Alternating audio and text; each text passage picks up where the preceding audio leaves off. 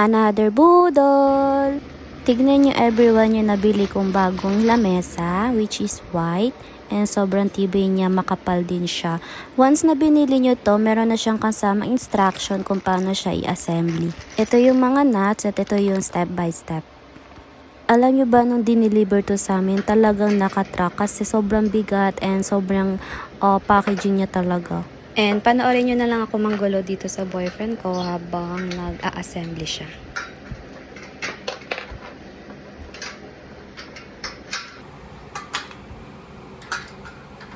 Sa part na to, sobrang hirap kaming ilak yung nuts sa mismong stand ng or paan ng lamesa kasi sobrang sikip ng pagsusuksukan, kaya kung ano-ano na lang ginamit namin, which is yung kamay.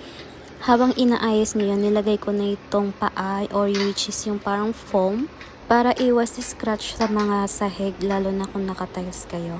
Nakita nyo ba yung black na triangle? Ayan yung nilalagay sa dulo ng lamesa, pero sa akin hindi ko na nilagay since hindi ko naman kailangan. Ito na yung huli naming nilagay para mag-support sa mga paa para hindi siya magewang-gewang. And ito na!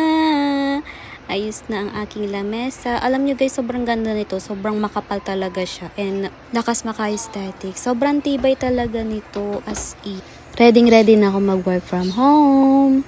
By the way, yung kinuha ko o yung binili ko is yung 100 cm. Kaya kung ako sa inyo, bili na!